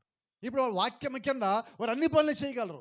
అయితే వాళ్ళంతటి వాళ్ళు నిన్న మనం మాట్లాడుకున్నట్టుగా మన జీవితంలో యుద్ధ భూమిలో ఉన్నామని తెలుసు, మన జీవితంలో యుద్ధం చేస్తామని తెలుసు, మన జీవితంలో ప్రార్థనలో కానీ, వాక్యంలో కానీ, సంఘక్రమంలో కానీ, ఆరాధనలో కూడా మనం ఎక్కడ విశ్రాంతి తీసుకోవద్దు, అంటే ఆగిపోవద్దు. నా ఉద్దేశంలో ఇక్కడ ఏదైనా తోటలో ఆదాము అవ్వలు ఇద్దరు ఉన్నారు. దేవుడు వాళ్ళకి వాక్యం ఇచ్చాడు, వాక్యపు శక్తినిచ్చాడు, వాక్యపు కవచాన్ని ఇచ్చాడు. అయితే ఆదాము లేని సమయంలో అపవాది వచ్చినప్పుడు అపవాదితో చేసే సంభాషణ వల్ల అవ్వ తప్పిపోయింది. అంతేనా? కరెక్ట్గా మాట్లాడుకుందాం. ఎంతసేపు మాట్లాడుంటాడు అపవాది? బైబిల్ మీరు చదివితే మహా అయితే ఒక 5 నిమిషాలు, మహా అయితే 10 నిమిషాలు. ఇంత మనం మాట్లాడుకున్నాం, 1 నిమిషం విరామం ఇవ్వద్దు అని. అపవాదికి ఇచ్చిన 5 నిమిషాలు టైం చూసుకొని వాడు ఏం చేస్తాడంటే భూమి మీద ఈరోజు మరణం తెచ్చిపెట్టాడు అందరికీ. 5 నిమిషాలు. ఇప్పుడు మనం అవ్వను పోయి తిట్టిన ఉపయోగం ఉందా? ఎందుకని అయిపోయింది అది. అవ్వను తిట్టడం ఎందుకు? మనం సరి చేసుకుంటే పోలా. అది అవ్వకొచ్చిన అవకాశం ఆమె పోగొట్టుకుంది. ఇప్పుడు దేవుడు మనకిచ్చే కదా అవకాశం. ఇప్పుడు ఇంకోటి తిట్టే పనే ఉంది, మనం సరి చేసుకుంటే పోలా. కాబట్టి ఈరోజు అవ్వకు వచ్చిన అవకాశమే దేవుడు మన ముందు పెట్టాడు. ఇప్పుడు కూడా అపవాది వాడు వరదలాగి వస్తున్నాడు, దాక్కొని వస్తాడు, అకస్మాత్తుగా వస్తాడు, ఒకేసారి వచ్చి మీద పడతాడు. దాన్ని తట్టుకోవడానికి కావాల్సినంత ప్రార్థనా శక్తి నువ్వు కలిగి ఉన్నావా? దాన్ని ఎదిరించడానికి కావాల్సినంత వాక్యపు జ్ఞానం నువ్వు కలిగి ఉన్నావా? అపవాది వచ్చినప్పుడు వాడు వాక్యంలోంచి మాట్లాడతాడు, వాడు వాక్యం లొసుగులే మాట్లాడతాడు. నేను తప్పించడానికి అదే వాక్యాన్ని వాడు వంకర చేసి మాట్లాడతాడు. అప్పుడు నీకు పరిపూర్ణమైన వాక్యం తెలుసుండి నువ్వు ప్రార్థనతో నిలబడి ఉన్నప్పుడు, వాక్యం యొక్క మర్మము నువ్వు వెరుగున్నప్పుడు అపవాదికి వాక్యంలోంచి సమాధానం ఇవ్వగలవు. ఈరోజు దేవుడు మనకి ఇచ్చారండి. So then the enemy came like in a flood. ఏదైనా తోటలో వాళ్ళు కొద్దిగా అవకాశం ఇవ్వగానే అపవాది వరదలాగా వచ్చాడు, వాళ్ళని అక్కడి నుంచి బయటకు నెట్టేసేలా చేశాడు. వాళ్ళు నెట్టేశారు కదా అని చెప్పి దేవుడు వదిలిపెట్టలేదండి. వాడు వరదలాగా వస్తాడని తెలిసి దేవుడు ఇప్పుడు ఆ వాక్యం ఆయనే తీసుకొని, ఆయనే మరీ గర్భంలోకి వచ్చి, ఆయనే శరీరధారి, ఆయనే మన కొరకు ప్రాణం పెట్టున్నాడు. ఇప్పుడు మనకి ధ్వజం ఎవరంటే ప్రభు అయిన యేసుక్రీస్తు అయి ఉన్నాడు. మరి కాపాడటానికి ఆయనే రావాలి. ఎందుకంటే ఆ రక్తంలోనే మన ధ్వజము, కేడము, దుర్గం అన్నీ ఉన్నాయి, వేరెవరి దగ్గర లేవండి. కాబట్టి మనల్ని కాపాడటానికి ఆయన కిందకి దిగి వచ్చున్నాడు. ఇప్పుడు ఆయన తగ్గించుకున్నాడా, హెచ్చించుకున్నాడా? వర్తమానం అంటుంది, and he took the word and made it flesh to dwell among us a little stronger. మనల్ని ఇంకా బలవంతులు చేయటానికి ఆయనే వాక్యధారి అయి, ఆయనే శరీరధారి అయి మన మధ్యలోకి వచ్చాడు. ఆమేన్. ఇప్పుడు ఆయన పరిపూర్ణమైన వాక్యము, క్రీస్తు అంటే సంపూర్ణమైన వాక్యమై ఉన్నాడు. అంతకుముందు పలకబడిన మాట ఇప్పుడు శరీరధారి. ఇప్పుడు శరీరధారి పలకబడిన అదే మాట ఇప్పుడు దేవుడు మన మధ్యలో పరిశుద్ధాత్మగా వచ్చున్నాడు. ఆమేన్. ఆయన మనల్ని విడిచిపెడుతుంది ఎక్కడండి? అదే వాక్యాన్ని దేవుడు మేడగదిలో కొమ్మరిచ్చాడు. కొమ్మరిచ్చిన వాక్యం ఏంటంటే ఆది కాండంలో పలకబడిన వాక్యము, కొత్త నిబంధనలో శరీరధారి అయిన వాక్యము, అది శిలువలో చితగ్గొట్టబట్టిన వాక్యము, సమాధిలో పెట్టబడిన వాక్యము, పాతాలను జయించి పరలోకానికి వెళ్ళిన వాక్యము, మేడగదిలో కుమ్మరించబడిన పరిశుద్ధాత్మ అనే వాక్యం. కాబట్టి ఆదికాండంలో పలికిన అదే వాక్యము ఈరోజు మన మధ్యలో పరిశుద్ధాత్మగా సంచారం చేస్తున్నాడు. పలకబడిన మాటలో ఉన్న శక్తి, ఇమ్మానుయేలు స్థితిలో ఉన్న శక్తి, మేడగదిలో కుమ్మరించబడిన ఆత్మలో ఉన్న శక్తి నేడు మన మధ్యలో కూడా ఉన్నది. ఇప్పుడు మనం చేయాల్సిన పని ఏంటంటే ఆ పరిశుద్ధాత్మను తీసుకోవలసి ఉన్నాం. ఆ పరిశుద్ధాత్మను మనము అంగీకరించవలసి ఉన్నాం. ఆ ఆత్మకి తగినట్టుగా మనము జీవితం జీవించవలసి ఉన్నాం. He poured the word into the person. ఇప్పుడు ఆయన ఒక వ్యక్తిలోకి తన ఆత్మను కుమ్మరించాడు. Like a holy spirit. పరిశుద్ధాత్మను ఒక వ్యక్తిలోకి కుమ్మరించాడు. ఆ వ్యక్తి ఇమ్మానుయేలుగా ఉన్నాడు. అక్కడ ఉన్న వ్యక్తులు 120 మంది ఉన్నారు. వారందరిలో ఉన్నది ఒకటే ఆత్మ. ఆ ఆత్మ ఒకే వాక్యం నుంచి వచ్చింది. ఆ వాక్యము పలకబడిన వాక్యమై ఉండదు. కాబట్టి ఈరోజు పలకబడిన వాక్యం నుంచి వచ్చిన అదే ఆత్మను దేవుడు అందరికి ఇచ్చేవాడిగా ఉన్నాడు. అయితే తీసుకోవటానికి నేను అర్హత కలిగి ఉన్నానా? నన్ను ముంచేయడానికి అపవాది అన్ని అర్హతలు కలిగి ఉన్నాడు. వాడిని తప్పించుకోవడానికి నేను ఆత్మను పొందుకోవటం ఒక్కటే నా అర్హత. దేవుడు అన్నీ రెడీ చేసి పెట్టాడు. అక్కడ మాట చూడండి, justification, sanctification, baptism of the Holy Spirit. ఈ 3 నేను కలిగి ఉండాలి. కొద్దిమంది మనం ఏమనుకుంటామంటే, నేను దేవుడు నమ్మానండి, యేసు ప్రభువు నా దేవుడు, నా రక్షకుడు, నాకేం కాదు, నా దేవుడు మంచోడు, నన్ను చూసుకుంటాడు. ఎక్కడ చెప్పాడు ఆయన అలాగా? బైబిల్లో ఒక మాట ఉంది, నమ్మి పొందినవాడు, బాప్టిజం పొందినవాడు రక్షించబడు. నేను దేవుణ్ణి నమ్మానంటే రుజువేంటి? నేను బాప్టిజం పొందటం. మొట్టమొదటి బాప్టిజం పొందడం అంటే శాంటిఫికేషన్, శుద్ధీకరించడం. రెండోది నీతీకరించడం. నువ్వు ఆయన అంగీకరించావు, రక్తం దగ్గరికి వచ్చావు, శుద్ధీకరించబడిను. ఈ 2 దాటాకి ఇంకొక దశ ఉన్నది. ఏంటి ఆ దశ అంటే పరిశుద్ధాత్మ బాప్టిజం పొందుకోవటం. అంటే నేను బాప్టిజం పొందుకోగానే అయిపోవాలా, నా రక్తం పాపాల కడగబడగానే అయిపోవాలా, ఇంకేం జరగాలంటే ఆత్మను నేను పొందుకోవాల్సి ఉన్నా. ఈ మూడింటిని కానీ మనం గమనిస్తే నీతీకరణ, శుద్ధీకరణ, ఆత్మ దగ్గర ఎక్కడో చోట మనం ఆగిపోయి ఉంటున్నాం. మనం ప్రయాణం ముందుకెళ్ళాలండి. దేవుడు ఐగుప్తులో నుంచి మోషేని బయట నడిపించినప్పుడు ఒక మాట అన్నాడు, మీరు కనాను చేరేదాకా ఆగద్దు అన్నాడు. నేను ఆగమంటే ఆగండి, లేదంటే ముందుకు సాగండి. కానీ వీళ్ళు ఏం చేశారు? దొరికిన చోటల్లో ఆగారు. ఎర్ర సముద్రం వచ్చింది, ఆగిపోవటం. ఎక్కడ కనిపిస్తే అక్కడికి ఆగిపోవటం. సమస్య వస్తే ఆగిపోవటం, ఇబ్బంది వస్తే ఆగిపోవటం. కోప్పడకండి, ఈరోజు మనం కూడా అలాగే అయిపోయాం. సంఘం విషయంలో చిన్న చిన్న సమస్యలు వస్తే ఏం చేస్తున్నాం? ఆగిపోదాం, సంఘానికి ఏం కాదులే, మన పాస్టర్ గారే కదా, మహా అయితే ఏముంది, ఇంటికి వస్తారు ఒకసారి, అంతే కదా. అంతేనా? ఎట్లాగే అయిపోయామండి ఈరోజు మనము రిలాక్స్ అయిపోయాం. ఎప్పుడైతే రిలాక్స్ అయ్యామో అపవాదికి చాలా ఈజీ. ప్రాఫిట్ ఒకసారి ఆయనతో పాటు మోర్దెకై అని ఒక సేవకుడు మాట్లాడుతూ ఆయన అంటున్నాడు, ఈరోజు అపవాది వాడి ఇంట్లో కూర్చొని, ఒక కుర్చీలో కూర్చొని, ఒక చిన్న బల్ల ఎదురుగా పెట్టుకొని, కాళ్ళు దాని మీద చాపి, కాళ్ళు ఊపుకుంటా, ఏసీ వేసుకొని, తలనకాలు చేతులు పెట్టుకొని కూర్చున్నాడు అన్నాడు. వాడంత రిలాక్స్ అయ్యాడేంటి? ఎందుకంటే మనం సరిగా లేము. మనం సరిగా ఉంటే వాడు బిజీ అవ్వాలా. దాని అర్థం ఏంటి? ఇప్పుడు మనం చర్చకి సరిగ్గా రాము, ప్రార్థన సరిగ్గా చేయము, పరిచర్య సరిగ్గా చేయము, ఆత్మలో సంపాదించము. ఇవన్నీ చేయకపోతే వాడేమనుకుంటాడు? నాకు ఈ ఊర్లో పెద్ద పని ఏమి లేదు, రెస్ట్ తీసుకోవచ్చు నేను. అంటే ఏం చేస్తున్నామంటే అపవాదిని పరిగెత్తించాల్సిన మనము వాడు కూర్చోబెట్టి కూర్చేస్తున్నాం. అంతేనా? కూర్చోబెడతాం. అర్థం ఏంటి? నువ్వు ఉండనేగా. ఇప్పుడు మనం తెలియకుండా ఏం చేస్తామంటే వాడికి ఒక స్థానం కల్పిస్తున్నాం. మనం ప్రార్థన చేసేవాడు పరిగెత్తాల్సిన వాడు ఈరోజు మనం ప్రార్థన చేయమని తెలిసి వాడు ధైర్యంగా మన ఇళ్ళలో తిరుగుతున్నాడు. మన ఇళ్ళల్లో మనస్పదలాడడానికి కారణం ఎవరండి?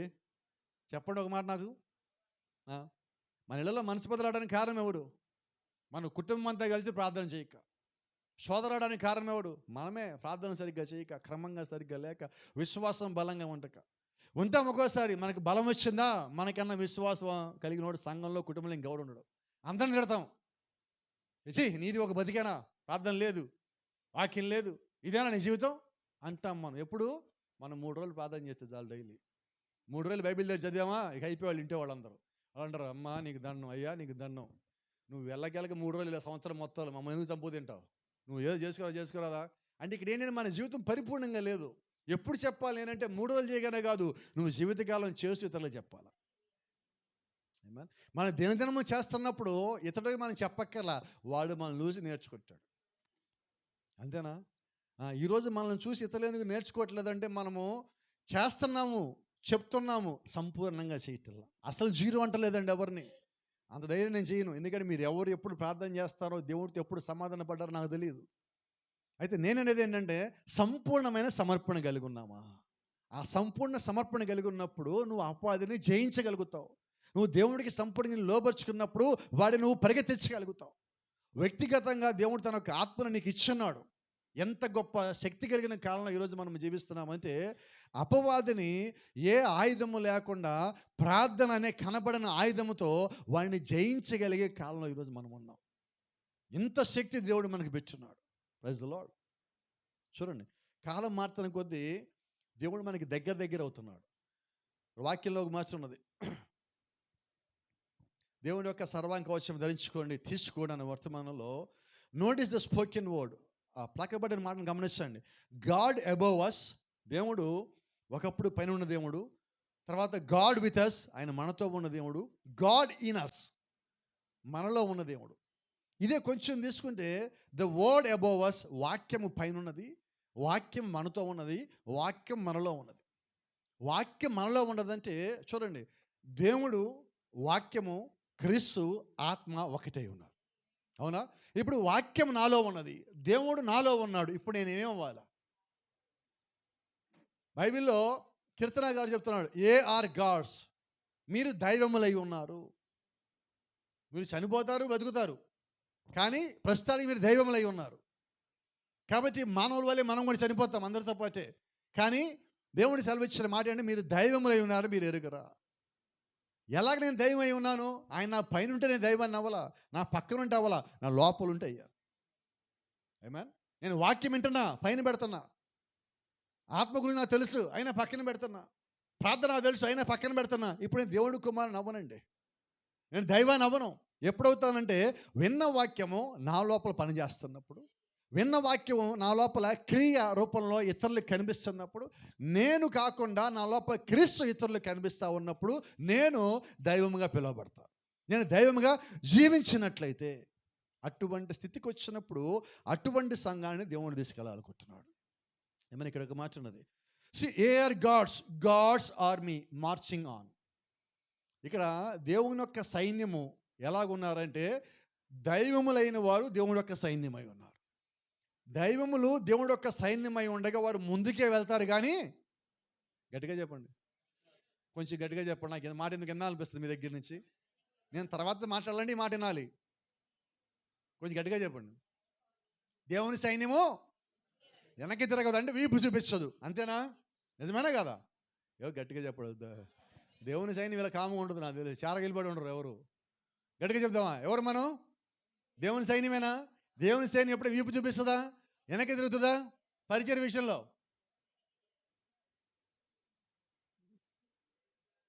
వస్తేగా భాషకి వెనక్కి ముందుకు తిరిగేదంటారా? అసలు వస్తేగా ముందుకు వెనక్కి పోయేది. నేనేమంటానంటే ఇప్పుడు దేవుడికి మనం ఆత్మలు సంపాదించే సమయంలో ఉన్నాం. ఈ సమయంలో మనం అడుగులు ముందుకే వేయాలి.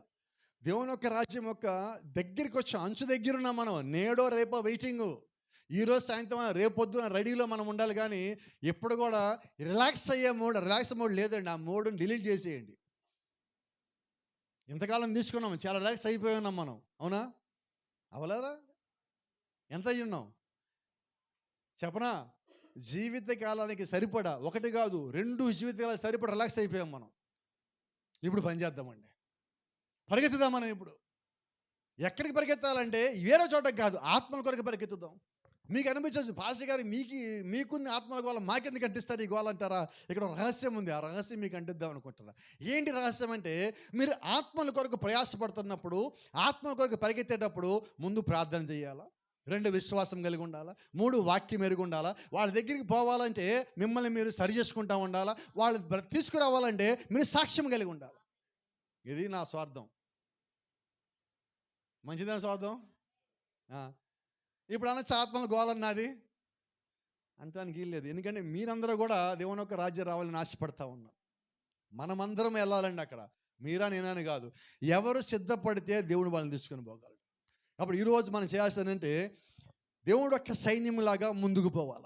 ఇంకో సంగతి, నువ్వు దేవుడు యొక్క సైన్యమైనప్పటికీ, నువ్వు యుద్ధం చేసుకుంటూ పోతున్నప్పటికీ, నువ్వు అడుగుపెట్టిన రోజే విజయం రాదు. నిజమేనా? సువార్తకి ఈరోజు మనం ఒక ఇంటికెళ్ళాం. 4 మాటలు చెప్పాం. కూర్చోబెట్టారు, కాఫీ ఇచ్చారు, మర్యాద చేశారు.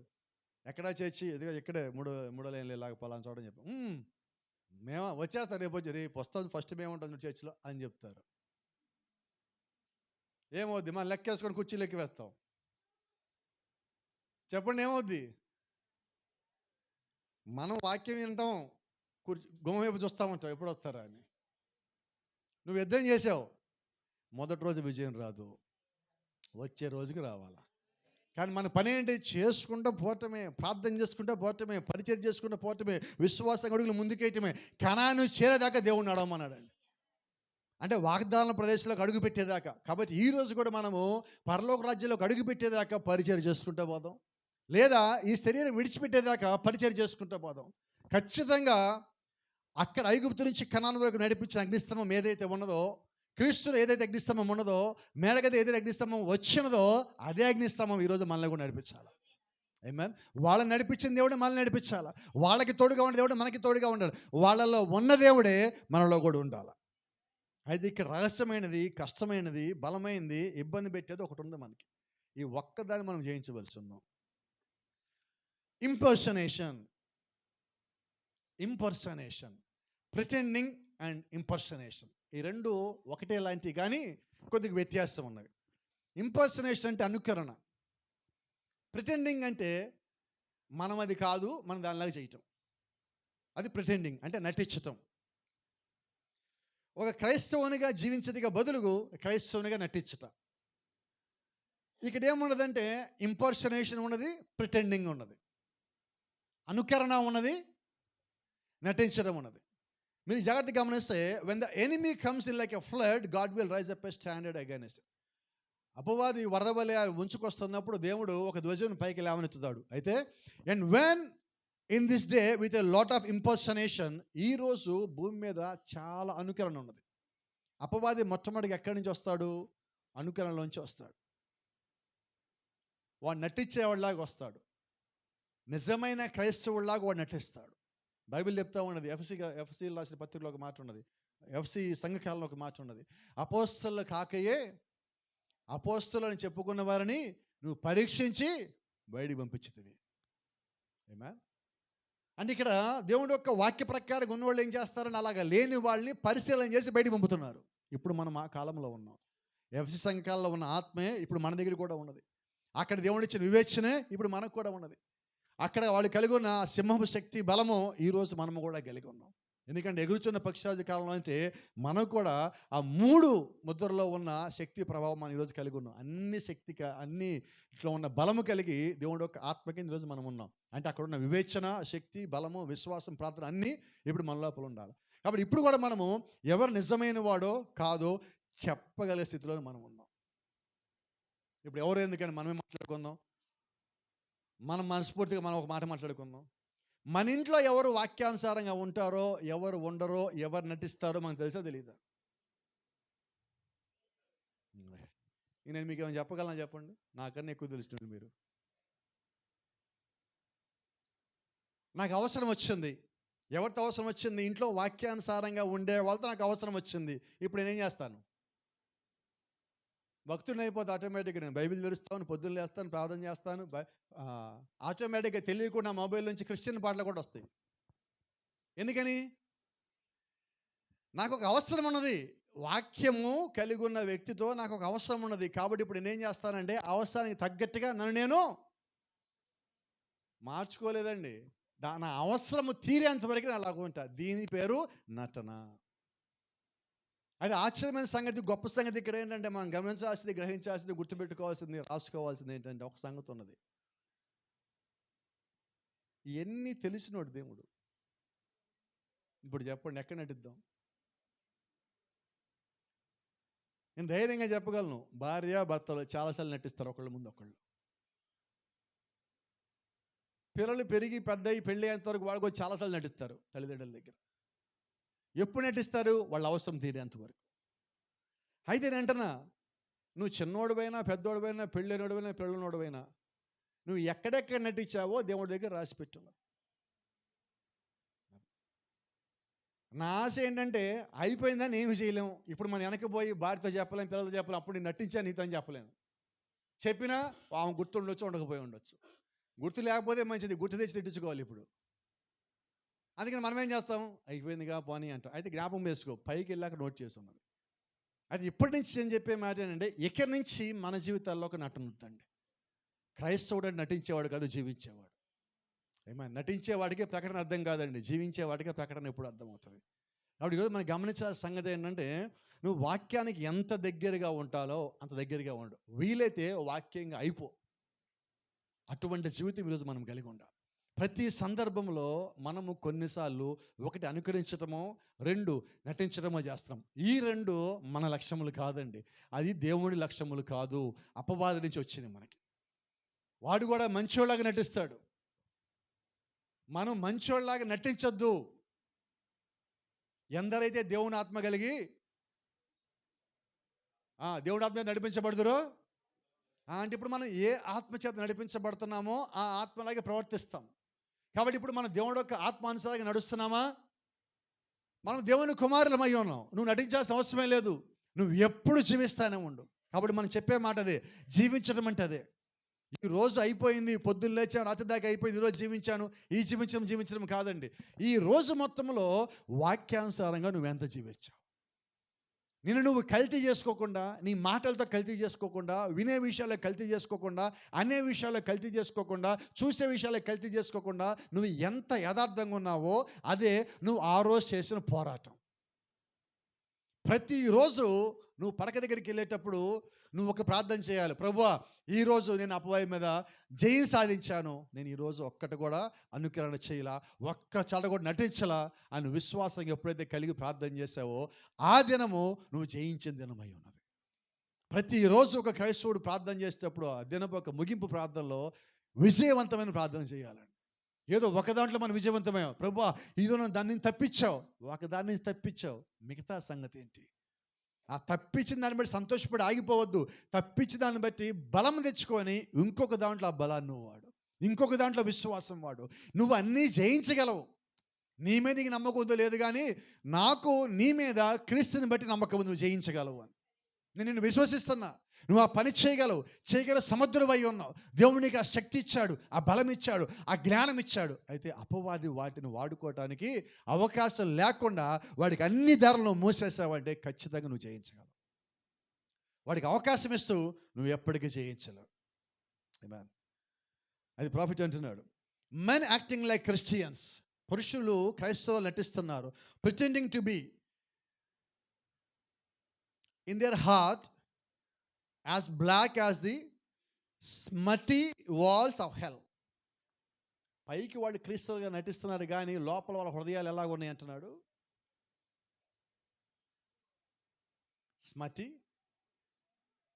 పాతాళపు గోడలు ఎలాగైతే మట్టి గుట్టుకుపోయి నల్లగా మసి బొగ్గులాగా ఉన్నాయి, ఆ వేడికి, ఆ నిప్పుల్లో కాల్చినప్పుడు వచ్చే పొగకి, వాడు పెట్టే మంటల్లో కాలుతున్న ఆత్మల యొక్క పొగకి ఎలాగైతే గోడలన్నీ నల్లబడిపోయినాయో అలాగా నటించే క్రైస్తవుల యొక్క హృదయాలు ఉన్నాయి అంటున్నాడు. అని ఇప్పుడు పాతాళం ఎక్కడుంది? నటించే వాళ్ళు అప్పుడుంది అంటున్నాడు. మరి ఎంత మాట మనల్ని అంటుంటే మనం అనిపించుకోవడానికి సిద్ధంగా ఉన్నాం. అసలు మాట వింటేనే మనకు నచ్చటల్లా. కాబట్టి ఏం చేద్దాం? ఇక ఆ జీవితాన్ని కొట్టేసేద్దాం. ఒకవేళ ఉంటే, లేకపోతే సంతోషం. ఉంటే ఈ పూట చేసి నేనేంటి పరలోకి వెళ్ళేవాడిని, నేను కిందకి పోవటమేంటి, పాతాళ గోడలు నా హృదయం ఉంటవేంటి, నాకు అటువంటి జీవితం వద్దని ఒక తీర్మానంగా చేసుకుంటే నిజంగా ధన్యులే మనం. Praise the Lord. ఇంకో మాట కింద, there is many a passing today that should be out yonder cutting corn or something, be better off. కొద్దిమంది ఇలాంటి దాన్ని బట్టి ఆయన కొద్దిమంది పాస్టర్లుగా చేయకపోతే మేలు అంటున్నాడు. ఎందుకంటే పైకి మాత్రం క్రైస్తవ పాస్టర్ అని చెప్పుకోవడం, లోపల మాత్రం ఎలాగున్నారు? పాతాళపు గోడల్లో ఉన్న మట్టి అంతా అక్కడే ఉన్నది. ఎప్పుడైనా మీరు ఒక హోటల్లో వంట చేసే చోటకి లోపలికి వెళ్ళి చూసారు ఎప్పుడన్నా? బయట ఎలా ఉంటుంది హోటలు, తినే చోట ఎలాగ ఉంటుంది? అబ్బా ఏముంది హోటల్ అండి. వండే చోట చూసారా? వండేవాళ్ళు ఎలాగుంటారు చెప్పండి? పొద్దున్న లేస్తే మళ్ళీ హోటల్ ఫుడ్ లేకపోతే మనకు పడదు. అవునా కదా? ఒకడు ఒక చోట చూస్తామంట, కొన్ని చోట్ల నేను దోశలు తినాలంటే భయం నాకు బయట. ఆ చీపురు కాదు, వాడు చెమట మొత్తం దాంట్లో టేస్తుంటాడు, చీపురు తిట్టంటుంటాడు మళ్ళా. మొన్న ఒక చోట తింటున్నా, ఇక్కడ ఒక హోటల్కి పక్క నుంచి అలా వెళ్ళి కారు ఆపి పళ్ళు ఏవో తీసుకుంటే వాడు దోశ పుల్లగా ఉందంటున్నాడు. వాడి కళ్ళుంటే అక్కడ చూద్దు నువ్వు. ఎక్కడుంటారు వాళ్ళు? బిజీగా ఉన్నారు కదా, వాళ్ళు ఎవరు బిజీలో వాడు ఉండే. హోటల్లో గోళ్ళు ఎలాగొతాయి చెప్పండి త్వరగా? హోటల్లో గోడ ఎలాగుంటే పాతాళపు గోడ ఎలాగుండాలా? ఆ పాతాళపు గోడ ఎంత నల్లగా మడ్డి పట్టుకుపోయి ఉన్నదో అలాగా నటించే క్రైస్తవ హృదయం ఉన్నది అంటున్నాడు ఆయన. కాబట్టి బాగుంది అది. పాస్టర్లు కూడా అలాగే ఉన్నారు ఈరోజు. జీవితాలు లేవు, సాక్ష్యాలు లేవు, పిలుపులు లేవు. బయటికి మాత్రం మామూలుగా ఉండదు అనమాట. ఇంకా లోపల జీవితం అని అంటున్నాడు. అసలు ఆడు సేవ చేయకపోతే మేలు అంటున్నాడు. ఎందుకని? ప్రగల్భాలు ఎక్కువైపోయినాయి, జీవితం తక్కువైపోయింది. అయితే ఒక సంగతి జ్ఞాపకం చేస్తున్నాను. దేవుని యొక్క రాజ్యం వచ్చినప్పుడు వాక్యానుసారంగా లోబడ్డవాడు దేవుడు తీసుకుపోతాడు. అవునా? లేఖనం సెలవిస్తూ ఉన్నది, ఇద్దరు మంచంలో ఉంటే, ఇద్దరు పొలంలో ఉంటే, ఇద్దరు ప్రయాణంలో ఉంటే, కొంచెం ఇది అర్థమయ్యేలా మాట్లాడుకుందామా? ఇద్దరు అన్నారు కదా, ఆ ఒకడెవరు, ఈ ఒకడెవరు?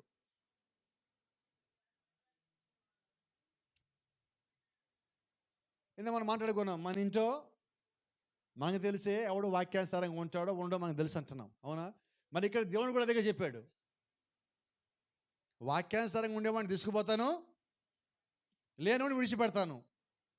అవునా? అంటే ప్రతి ఇంట్లో ఒకవేళ ఇంటికి ఒకరిని తీసుకుపోతే, మాట్లాడుకుందాం అలా జరగదనుకోండి, అయినా కానీ మాట్లాడుకుందాం కాసేపు మన ఆశ కొద్దీ. ఇంటికి ఒకరిని తీసుకుపోతే మన ఇళ్ళలో ఎంతమంది ఉన్నాం? అసలు ఇద్దరున్న కుటుంబాలు ఎక్కడ ఉన్నాయండి?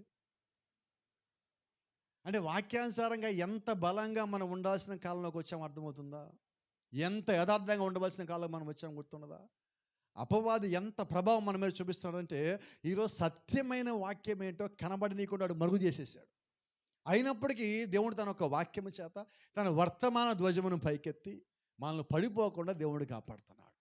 అయితే అపవాది మనల్ని విడిచిపెడతాడా అంటే విడిచిపెట్టాడు. వాడు ఒక ఎర వేసాడు, నువ్వు దొరకలా, ఎడేం చేస్తాడు చెప్పండి?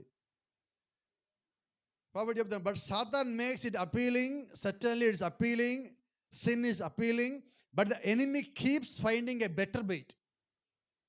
వాడు నీ కొరకు నేను పట్టుకోవడానికి ఇంకొక ఎరని ఎతుకుతానే ఉంటాడు, ఎప్పటిదాకా నువ్వు దొరికేదాకా. వాడు ఎరలు మార్చుతున్నాడు, ఎరైట మాటలా. అర్థమవుతుందా?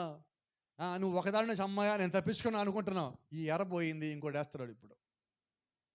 కాబట్టి వాడి పని ఏంటి? ఎరైటం. మన పని ఏంటి? అది సంగతి. తప్పించుకోవాలంటే చెప్పరేంటమ్మా, నాతో చెప్పించాలని చూస్తారు అంతా. ఏంటది? వాడు ఆపుతాడా? మనము ఆపేస్తాం. అవునా? ఈరోజు ఎంత బలంగా ఉంటుంది తెలిసి ఇంటికి వెళ్ళగానే చిచ్చి ఈ రోజు నుంచి పాస్గా చెప్పారు, నాకు అవమానంగా ఉంది, సిగ్గు అనిపిస్తుంది, నేను ప్రార్థన చేసేటప్పుడు అందరిలాగా చేతలేకపోతున్నా అనుకుని కాసేపు ఆవేశంగా ఇంటికి వెళ్తాం. మధ్యాహ్నం 3 గంటలకు టైం పెట్టుకుంటాం, లేదా 7 గంటలకు టైం పెడతాం, ఈరోజు 7 సార్లు ప్రార్థన చేయాలంటాం. ఒక చిన్న మాట చెప్తాను, 2 సార్లు 3 సార్లు భోజనం చేసే నువ్వు ఒకే రోజు 7 సార్లు తింటే ఏమవుతుంది చెప్పండి? ఇందామని అడుగుతున్నా నేను. ఏమవుతారు? హాస్పిటల్లో బాగవుతాం, అంతే కదా? నువ్వు ఎప్పుడన్నా నెలకో వారానికి ఒకసారి ప్రార్థన చేసి నువ్వు ఒకేసారి 7 సార్లు ప్రార్థన చేస్తే ఏమవుతుంది చెప్పండి? భౌతికమైనవన్నీ కూడా ఆత్మ సంబంధమైన సాదృశ్యాలే కదా, అవునా? ఇప్పుడు మనం అకస్మాత్తుగా వెళ్ళిపోయి నేను అంటున్నా, ఆవేశ నిర్ణయాలు వద్దు. దేవుడి కుమారులు ఆవేశ పడరు, ఆవేశ నిర్ణయాలు తీసుకోరు. ఆలోచించి ప్రార్థన నిర్ణయాలు తీసుకోండి. నువ్వు 7 సార్లు చేయాలా మంచిది, కానీ ఈరోజు చేయొద్దు, నువ్వు చేయలేవు. కానీ 7 సార్లు చేసి శక్తి వచ్చాక అప్పుడు చెయ్యి. నువ్వు 7 సార్లు కాదు, 14 సార్లు చెయ్యి. కానీ ఎప్పుడు కొంతమంది బాడీ మాత్రం ఉంటుంది, ఏంటంటే 7 అడుగులు 9 అడుగులు పర్సనాలిటీలు ఉంటాయి, కానీ లోపల మాత్రం ఒక చిన్న ఇంజిన్ ఉంటుంది. తెలుసా మీకు ఇంజిన్ అంటే? అరుగుదల యంత్రం పేరు ఇంజిన్ అంటారు. వాళ్ళకి మీరు ఏం పెట్టినా పోదు.